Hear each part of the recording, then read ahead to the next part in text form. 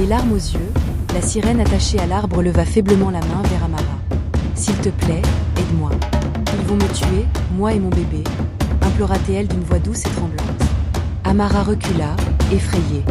Son corps tremblait et elle voulait fuir.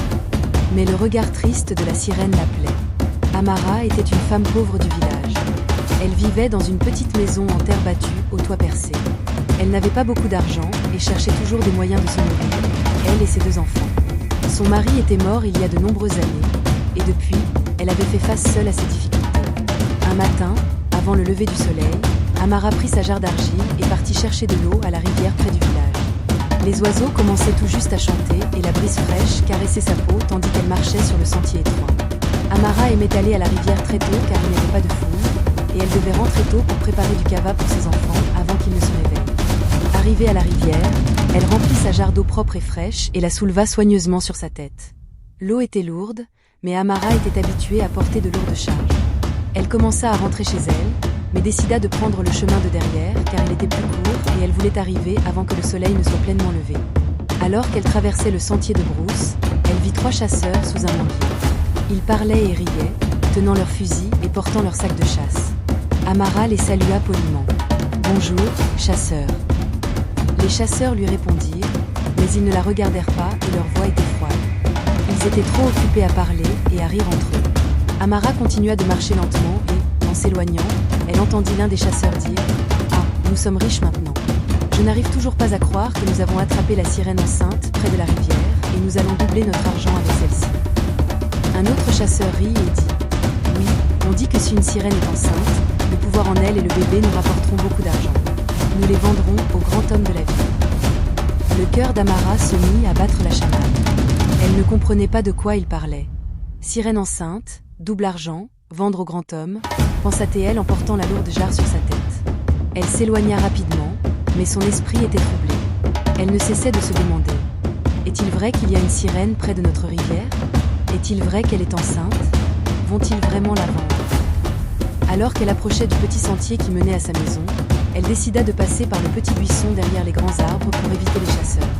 Mais en marchant, elle entendit un doux gémissement provenant de derrière un grand bambou. Amara s'arrêta. Elle posa doucement sa jarre sur le sol et écouta attentivement. « À l'aide, à l'aide » entendit-elle une voix faible. Amara eut peur. Ses jambes tremblaient et son cœur battait vite. Elle regarda autour d'elle pour voir si quelqu'un était là, mais elle ne vit personne. Puis elle s'approcha lentement de l'arbre de bambou, et ce qu'elle vit la choqua. Là, attachée à l'arbre avec une corde solide, se trouvait une belle femme aux longs cheveux mouillés et à la peau brillante. Ses yeux étaient remplis de larmes, et elle semblait très faible et fatiguée. Son ventre était très gros, et il était clair qu'elle était enceinte. Amara baissa les yeux et vit quelque chose qui la figea. Au lieu de jambes, la femme avait une longue queue de poisson argentée, et elle était attachée par une corde, l'empêchant de bouger. Amara ouvrit la bouche, mais aucun mot ne sortit. Elle fixait une sirène enceinte dans la brousse, près de la rivière du village. La sirène leva faiblement la main vers Amara, des larmes coulant de ses yeux. « S'il te plaît, aide-moi. Ils vont me tuer, moi et mon bébé », implora-t-elle d'une voix douce et tremblante. Amara recula de peur. Son corps tremblait et elle voulait s'enfuir. Mais les yeux tristes de la sirène l'appelaient. Elle n'avait jamais vu de sirène auparavant, et elle avait entendu des histoires dans le village sur des sirènes qui prenaient les âmes des gens et sur leur dangerosité. Mais la sirène devant elle ne semblait pas dangereuse. Elle avait l'air impuissante et effrayée, comme une femme qui avait besoin d'elle. Amara regarda rapidement autour d'elle et ne vit personne. Elle fit un pas de plus vers la sirène, le cœur battant vite. « S'il te plaît, aide-moi. Ils vont revenir me chercher. Je ne veux pas mourir », répéta la sirène, sa main toujours tendue vers Amara.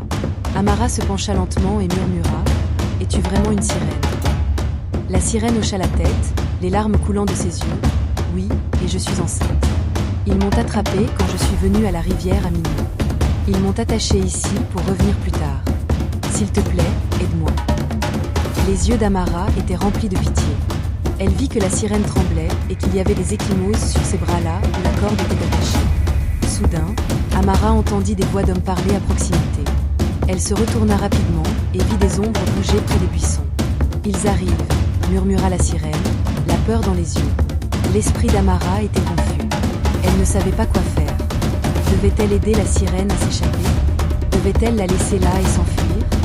Les voix devinrent plus claires, et Amara fit entendre les chasseurs rire et dire « Nous allons la prendre avant que les gens ne commencent à sortir. » La respiration d'Amara devint lourde. Elle savait que s'il venait maintenant, il la verrait debout près de la sirène, et il pourrait aussi lui faire du mal.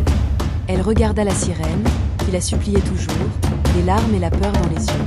Amara ne savait pas d'où elle tirait son courage, mais elle s'approcha et toucha la corde attachée aux mains de la sirène. La sirène tressaillit de douleur, mais elle regarda Amara avec espoir. Amara essaya de détacher la corde, mais elle était trop serrée. Ses doigts tremblaient alors qu'elle tirait sur le nœud, ses oreilles écoutant les pas des chasseurs qui se rapprochaient.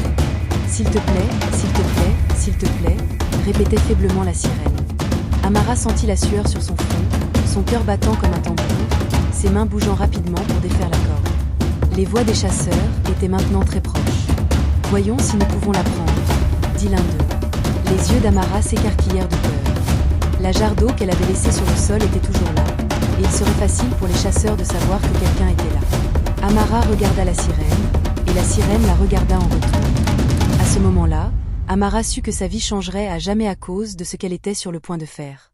Mais juste avant qu'elle ne puisse défaire le dernier nœud, les pas des chasseurs s'arrêtèrent très près d'eux, et Amara se cacha rapidement. Le cœur d'Amara battait la chamade, ses mains tremblaient et la sueur coulait le long de son dos, bien que le petit matin fût encore froid. La sirène respirait difficilement, des larmes coulaient sur ses joues alors qu'elle regardait Amara avec peur et douleur dans les yeux. Elle savait que les chasseurs la trouveraient bientôt et qu'elle serait emmenée.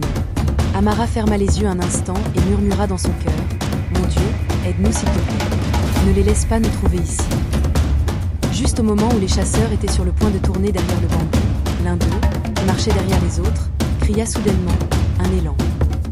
Les autres chasseurs s'arrêtèrent immédiatement et se retournèrent rapidement. « Où est-il ? Où est-il » crièrent-ils. « Là, là.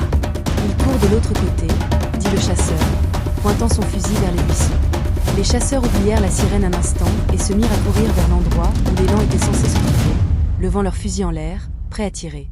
Leurs bottes firent de grands bruits sur les feuilles sèches alors qu'ils se précipitaient dans la direction de l'élan, criant et s'appelant. Les yeux d'Amara s'écarquillèrent de surprise. Elle vit cela comme sa seule chance. Elle sortit rapidement de sa cachette et courut vers la sirène. « S'il te plaît, partons maintenant avant qu'il ne revienne », murmura Amara à la sirène, ses mains s'activant pour défaire la corde. Ses doigts tremblaient alors qu'elle tirait sur le nœud serré. La corde était rugueuse et solide, et elle lui faisait mal aux doigts, mais elle ne s'arrêta pas. La sirène gémissait de douleur, mais elle regardait Amara avec espoir dans les yeux. « Merci, merci », murmura faiblement la sirène. Amara défit enfin le dernier nœud et la corde tomba au sol. Les bras de la sirène tombèrent le long de son corps et elle s'appuya contre l'arbre, trop faible pour se tenir correctement. Amara regarda rapidement autour d'elle. Elle pouvait encore entendre les voix des chasseurs, mais ils étaient maintenant plus près de la rivière, criant et s'appelant mutuellement alors qu'ils cherchaient l'élan. Elle savait qu'elle devait partir immédiatement, où ils reviendraient et trouveraient la sirène disparue. La sirène tenta de se lever, mais retomba, sa queue argentée frottant contre les feuilles sèches. « S'il te plaît, aide-moi » murmura-t-elle. Amara se pencha, passa ses bras autour de la taille de la sirène et essaya de la soulever. La sirène était lourde et Amara n'était pas assez forte, mais elle fit de son mieux. Elle plaça le bras de la sirène sur son épaule et la sirène s'appuya lourdement sur Amara, son ventre de femme enceinte rendant difficile son mouvement. Amara fit un pas en avant, puis un autre, ses jambes tremblant sous le poids. Elles avancèrent lentement, pas à pas, essayant d'éviter les feuilles sèches qui faisaient du bruit sous leurs pieds. La sirène grimaçait de douleur, respirant difficilement et se tenant le ventre. « Ah, ah » gémit doucement la sirène. Amara la regarda avec pitié. Elle ignorait combien de temps il leur faudrait pour atteindre sa hutte, mais elle ne pouvait pas laisser la sirène derrière elle. Toutes les 5 minutes, Amara devait s'arrêter et se reposer. Elle se penchait, permettant à la sirène de s'asseoir un instant pendant qu'elle essuyait la sueur de son visage.